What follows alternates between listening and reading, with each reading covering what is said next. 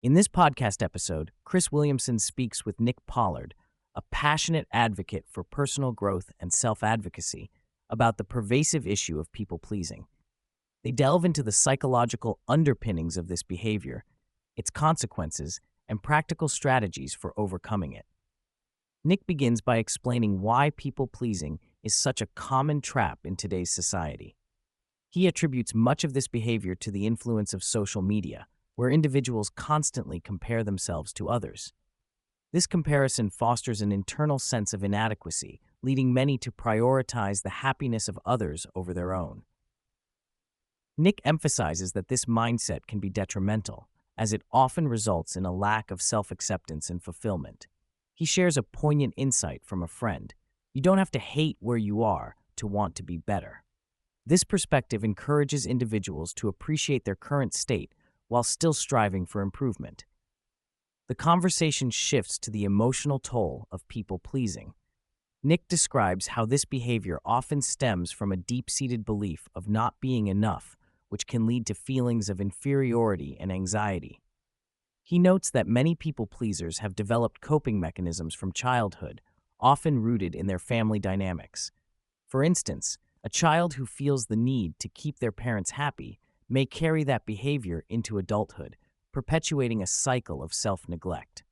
This emotional burden can manifest in various ways, including burnout and a lack of genuine connections with others.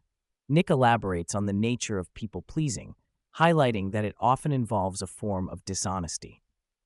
People-pleasers may find themselves saying yes when they truly mean no, leading to a disconnection from their authentic selves. This dishonesty can create a sense of resentment, as individuals feel trapped in commitments they never wanted to make. Nick emphasizes that this behavior is not malicious. Rather, it stems from a desire to be liked and accepted. He encourages listeners to recognize these patterns and understand the underlying motivations driving their actions. The discussion also touches on the idea that people-pleasing can mirror narcissistic tendencies.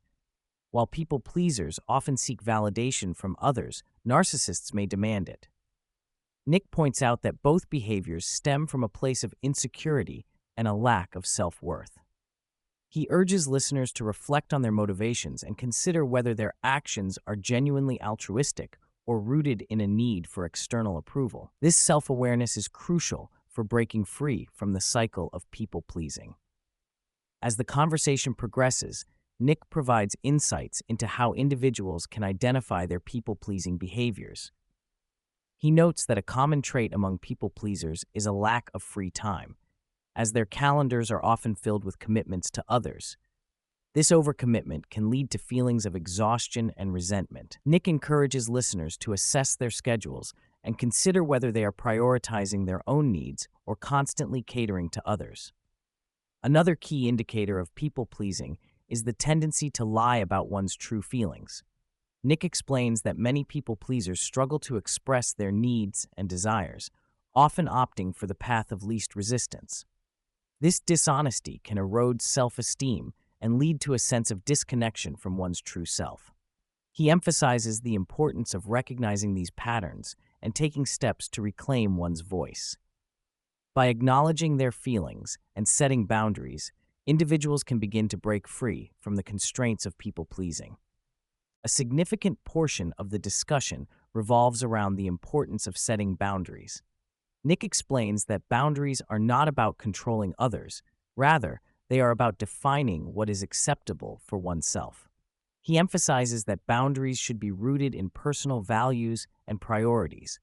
For example, if kindness is a core value, individuals should surround themselves with people who share that value.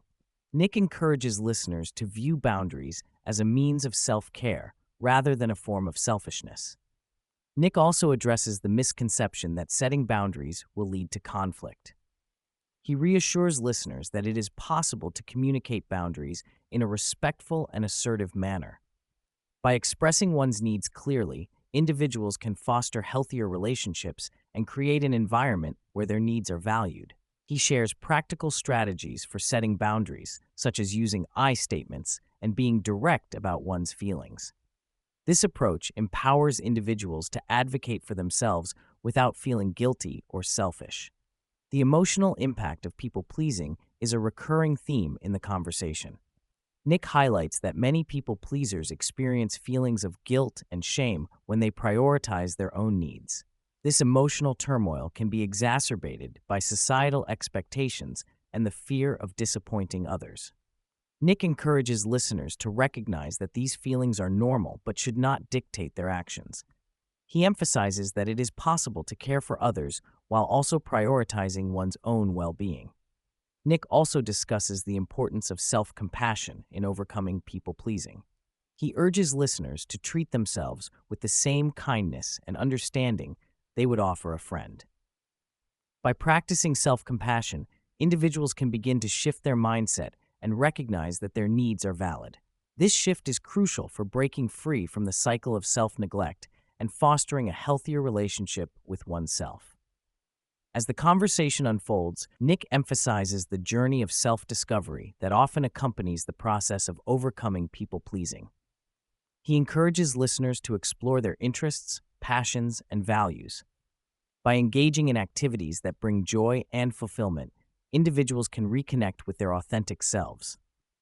Nick shares his own experiences of rediscovering playfulness and creativity, which have been instrumental in his personal growth. Nick also highlights the importance of surrounding oneself with supportive individuals who encourage self-exploration. He notes that building meaningful connections with others can provide a sense of belonging and validation. By sharing experiences and insights with like-minded individuals, people-pleasers can gain valuable perspectives and encouragement on their journey towards self-advocacy. The concept of playfulness emerges as a vital aspect of personal growth.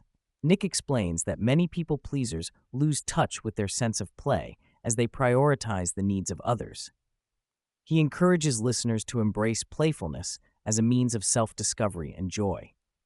Engaging in playful activities can help individuals reconnect with their inner child and foster a sense of creativity and spontaneity.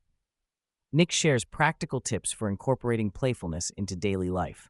He suggests trying new activities, exploring hobbies, and allowing oneself to be silly and carefree.